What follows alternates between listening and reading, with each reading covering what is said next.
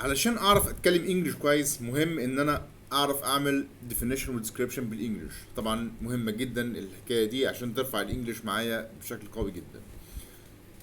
عشان اعرف اعمل definition و description الاول لازم افهم الفرق اصلا بين ال definition وال description. description اللي هو الوصف. لو انا بدأت اوصف الحاجات اللي حواليا بالانجلش طبعا كده الانجلش بتاعي بيتطور جدا. ولو انا بدات برضو اعمل definition للحاجات بالانجلش طبعا هيفرق جدا معايا في اللغه الانجليزيه، مستوى اللغه هيفرق طبعا كتير. ايه بقى الفرق بين الديفينيشن والديسكريبشن؟ definition اللي هو التعريف. how can I define something around me؟ بعرف حاجه. definition يعني تعريف، لكن description يعني وصف. ازاي؟ if I gonna define something، لو انا بعرف حاجه انا بعرف الشيء ده، بعرف ده الشيء ده استخداماته ايه. لكن لما اعمل description انا بوصف الشيء ده ازاي. for example what's this. for example what this it's a pencil. okay ده pencil. لو انا بعمل له definition تعريف هقول ان oh it's my pencil I can use it for writing. بعرف ده ايه وباستخداماته ايه. لكن if I gonna describe it، لو انا بعمل definition بعرف وبقول ده ايه وبيستخدم في ايه. لكن لو انا بعمله description مش بقول ده استخدامه ايه، انا بعمل description للحاجه اللي متشافه.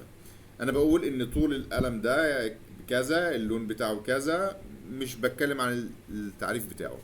فده فرق ال description عن ال definition. انا هعرف مثلا الكتاب بتاعي، هقول الكتاب ده بيبقى حاجه فيه معلومات، بتقري المعلومات اللي فيه، بيبقى فيه كلمات، بيبقى فيه صفحات، ده الكتاب، ده التعريف بتاعه. لكن الديفينيشن سوري ديسكريبشن انا بتكلم على الشكل، الكتاب ده عامل ازاي، لونه ايه، كتاب كبير كتاب صغير كده. فبحاول اعمل description و definition للحاجات اللي حواليا. let's start doing that together. نحاول نعمل الفكره دي بجمل بسيطه، very simple statements، بجمل سهله مش جمل complicated. no step by step. فببدأ أعمل description للحاجات اللي حواليا و definition للحاجات اللي حواليا. لو أنا مثلا هعمل definition للchair، هعمل تعريف للكرسي، هقول إن الchair it's something for sitting on، حاجة بتتعمل عشان يتقعد عليها وكده، هو ده كده definition. لكن description أنا بعمل description للchair اللي قدامي، هقول الchair ده لونه إيه، الحجم كبير صغير، في كرسي مرتفع مش مرتفع. الفرق بين description وال definition طبعا، والاثنين طبعا لو عملنا phrase بالانجلش او statements بالانجلش سواء في ده او في ده طبعا اللغه بترتفع جدا طبعا. بس نفهم بس الفرق بين definition وال description. definition يعني تعريف و description يعني وصف. and let's start doing that together step by step. and let's start doing that together to know together how can we do that.